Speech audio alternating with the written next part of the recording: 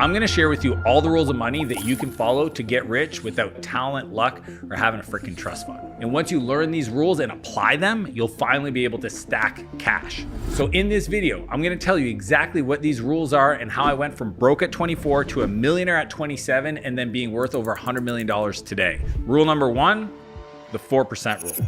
To get rich, you need to have a number in mind that if you saved up and you were able to live off of that, you would be able to live off the passive income. I know this sounds f***ing boring, but true rich means freedom. Freedom means you don't have to work. I'm talking safe, simple, guaranteed, no f***ing around, a dollar amount that you live passively off that. Once you get there, everything else is gravy. The 4% rule, super simple. You take the number you want to make per year. Let's say it's $100,000, and then you just divide it by 0.04. That'll give you the number you have to save so you can live off of that easily. Sounds crazy and like a lot of money, but it's not, because if you invest your money and it compounds and grows and you start early, you can get to that place simply. So now that you've got your number, how much you need to save, how do you actually make that kind of money? Rule number two, master a high income skill.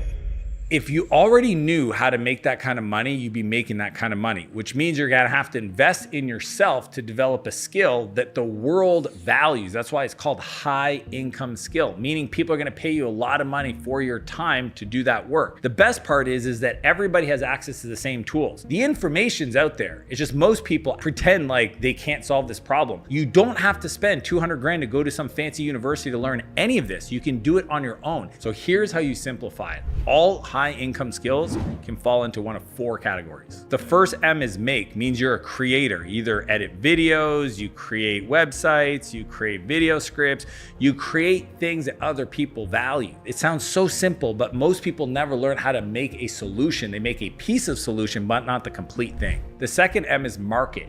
If you know how to get somebody to pay attention and redirect that focus to buying something, people will pay you a lot of money to do that for their business, to get customers.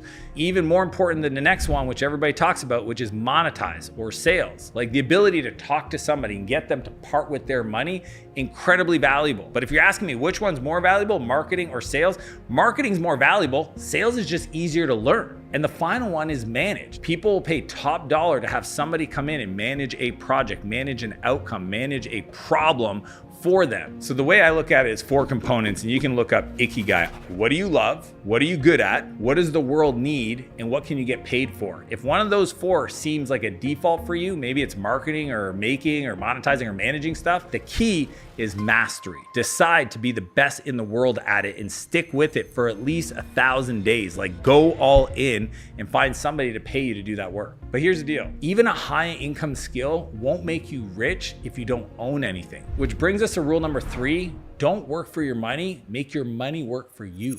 This one's gonna be hard for people to understand because the whole world is trying to convince you to do this, which is work for a salary. The only way you're gonna get really rich is to own a part of the business. Wages might feed you, but ownership frees you. See, if the accountant, the lawyer, the doctor goes on vacation, guess what? It's not the cost of the vacation that's the most expensive thing for them. It's not working. The truth is those people are highly paid, but they're not rich because they don't have freedom. A business owner creates a machine or an engine that makes money, and they get paid whether they show up to work or not because the machine runs. Owning a piece of a machine is how you get wealthy. But if you want to get there faster, you need to understand what I'm about to share. Phase one, you have to build cash piles with your high income skills. You literally need to learn how to save. The more you can save, the more resources you'll have to do something with. You can't buy into a business. You can't invest into your business to increase your equity ownership if you don't have any cash. Phase two is reinvest in your best asset, yourself, because you will take you with you to every interaction for the rest of your life. And you becoming better, meaning you communicating better, you persuading other people better, you getting other people to support you in your dreams, that investment will pay off dividends way bigger than any other business investment. Phase three is to invest those profits or that cash into assets. That's the ownership side. For most people, the simplest thing to do is buy a low-fee index fund, like a Vanguard for the S&P 500, something simple. My son Noah literally has 70% of his savings in an S&P 500. He's 12 years old. The reason I taught him that is because I showed to him that the money works for him whether he shows up or not. He could sleep until 10 a.m. and that money in that index fund did some work. So the best investment other than yourself is in your current business. So that's where I would look first. Then you can look at things that you have have an unfair advantage around, things that you know better than most. If you're into cryptocurrency and you're like super passionate and you get paid to help people build blockchains and you're like a nerd about that, go all in on crypto. Sticking in what you know is how you create compound and massive leverage. That's how I built my company. I'm all software all the time. For 28 years, I learned how to code. I build and exit software companies. I started investing in companies. Now I have a venture studio where I launch a new AI company every month because I understood a long time ago, me sticking in things that I have an unfair advantage of, that I can look at deals and assess better than anybody else in the world, is gonna give me the returns that are above the market norm. So that's where I invest my free cash flow. And remember, the whole point is to invest into assets and ownership so that you can get to that 4% rule. Then you don't have to work anymore. That's a beautiful thing where you can now choose, what do you want to do with your days? What does your life mean? What is the work? What do you want to create? That is the true meaning of being rich. If you don't own anything, you'll be stuck renting forever. But even with your money invested, how do you multiply it even faster to actually get rich? Which brings us to rule number 4. We have to use leverage, not labor. Leverage means putting a little bit of effort in and getting a massive result. So there's this guy called Archimedes, which is like a Greek mathematician. He has a quote. He says, "Give me a lever long enough and I can move the world." That is leverage. This really hit home for me when I was 28 and I moved to San Francisco. I struggled, man. I literally, my company that finally made me a millionaire also cost me everything in my life, my relationships, my health, my mental sanity. And I almost decided to never start a business again until I met a guy named Naval Ravikant. And talking to him, he's the one that introduced me to these ideas of leverage. Every entrepreneur that masters these 4 areas have unlimited potential of creating in this world without creating massive pain in their life. If you master these 4 skills of leverage, then you can be as rich as you want to be. So the first C is code. Think about software, think about automation, think about AI today. If you can learn how to use technology to get things done, set it up, workflows, automation, you have massive amounts of leverage. A little bit of work today means that it gets done forever. The second is content. When I look at a playbook, a checklist, that's a piece of content, but that content can create a recipe that can have somebody else do something for you 1,000 times, 1,000,000 times without taking any more of your time, right? When I look at the videos that I create here, I can use this video right here to share with all the young men that I mentor in my Kings Club program so that they can learn how to get rich. I shoot this video once and it can be seen by 10 million people, massive amounts of leverage. The third is capital. And capital is about how do I use my money to create more money. So if you think about it, if I have money and I can run ads, I can hire people, I can invest that into opportunities that's going to generate returns, then I can have my capital work for me. I can get massive amounts of leverage. And the fourth is collaboration. It's how do you work with other people? You know, people want to see good people win. People want to help people where they can make money with them. So learning how to partner, learning how to recruit, learning how to manage people, the emotional intelligence of other humans, that skill creates massive amounts of leverage. Think about like all these luminary people like Gandhi and Oprah and The Rock even, or Ronaldo if you're a soccer fan. Those people, because they understand how to communicate, can get things done in the world that nobody else can.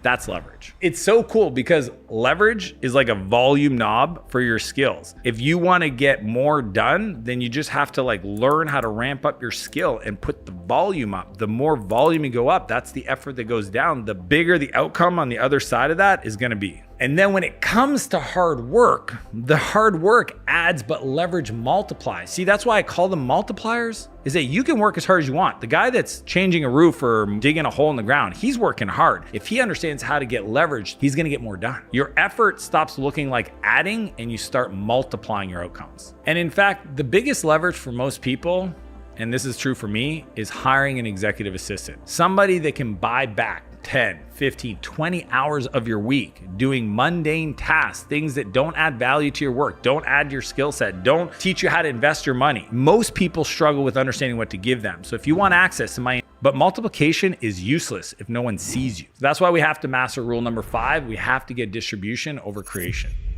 Having a great offer, something to sell, without an audience is just like having a secret that nobody knows about. You have to build the distribution engine. You don't want to be the world's biggest kept secret. You want everybody to know about you. Everybody have the opportunity to buy your high income skill. One of my portfolio companies at Martell Ventures is called Precision. They have one of the best products in the world that helps a business understand their numbers and give them very tactical strategies using AI based on the best practices and the benchmarks to fix the business. But without a distribution engine that we built together, no one would know that. They wouldn't have any customers. So just because you have the best product, it still needs a way to get distribution. So here's how you can build your distribution plan today. First, we have to pick one channel.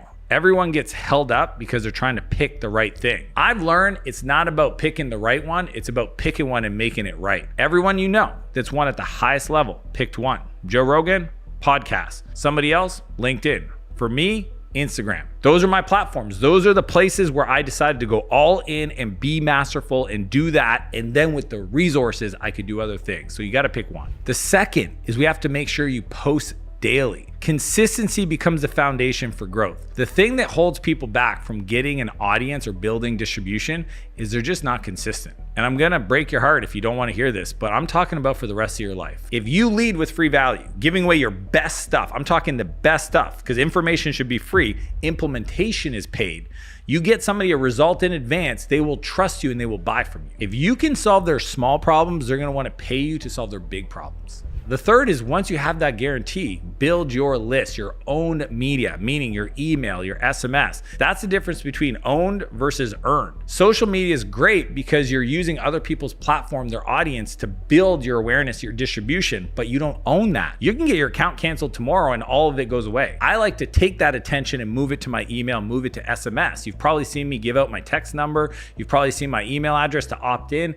That way I can build a personal relationship with the audience where the platform can't take that away from me. And finally, number 4, and last but definitely not least, you have to integrate your promotion into the content, meaning I need you to figure out what is the skill that you want to sell, what is the service you want to sell, and integrate it into the value of your content. That feels great. That means that what you do and what you teach and the value you give and what you sell is aligned. Think about Mr. Beast. He sells chocolate bars. You're watching a Mr. Beast video, and then he has an integrated play into the chocolate bar that usually is on the theme of the video that you're watching. It's not like he's like, hey, eat my chocolate bars. He's saying, and now they've got these chocolate bars that they can eat while they're stuck in this freaking hole for the next 60 days. And that way there's a promotion on the product that feels integrated into the content. For example, if you're teaching somebody like how to write great copy in an email or how to do a sales call, while you're teaching them, you can just say, and for example, most people get stuck with these problems. If you want my help to overcome that issue, just message me. You literally go find me on Instagram and you'll watch me do this all the time. Most people just think it's content, but it's integrated into my value. Virality is luck, but distribution is a system. This is important. Please promise me you won't nuke your progress by trying to flex at every step. Rule number 6 is don't finance your flex. Debt for assets, that's called leverage. Debt for lifestyle, that's a hole you'll never get out of. One of my mentors a long time ago, he said to me, he said, making money is easy, keeping it is hard. If you make $1 million a year, but you spend $1.1 million a year, you're always gonna be backwards. Learning how to use your cash flow from your assets, finance your flexing, is the key. And I get it. Everybody's like, yeah, but you're only young once.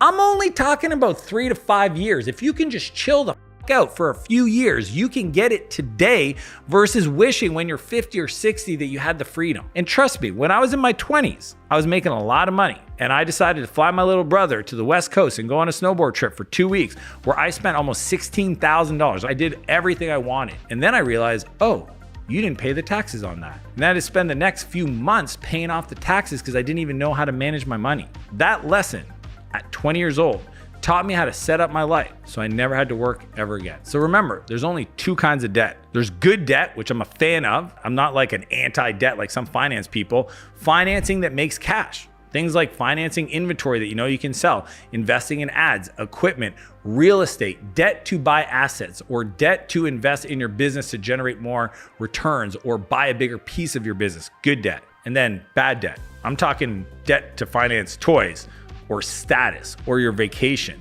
Essentially, that's cash on fire. The money can't work for you anymore. Here's the rule that I live by. If it doesn't pay you back, make you money, then essentially you're selling yourself. You're the product. When you buy something, you're actually spending the time it took you to make the money. to buy that thing. Rich people buy assets, broke people buy the applause. All right, if you made it this far, freaking awesome. You're on your way to get rich, and the cool part is you don't need talent, you don't need luck or any of that other shit. But now it's the time to make some real bets. So rule number 7, use the money as a tool, not the goal.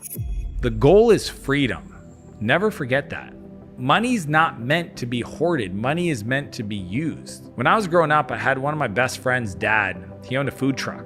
And that guy worked literally 60 hours a week, all the time in his food truck to make cash. And all the extra cash, he saved it in his home. He hoarded it. He put it in the wall. He didn't trust the banks. It was kind of wild to figure this out. And then there was a fire.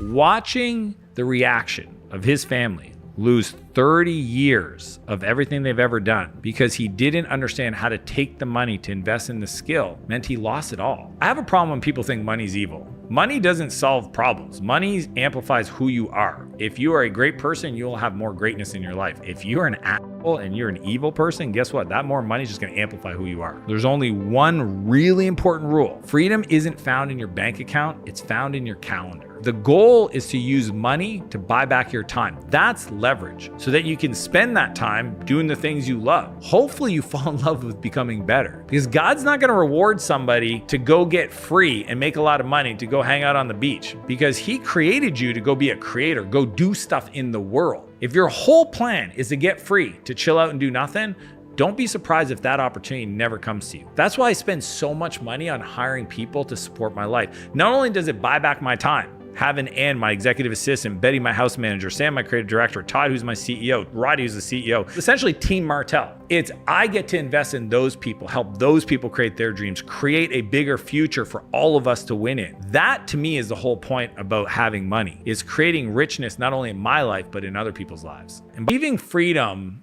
is the goal. But the real reward is actually not the money, it's who you get to become in the process.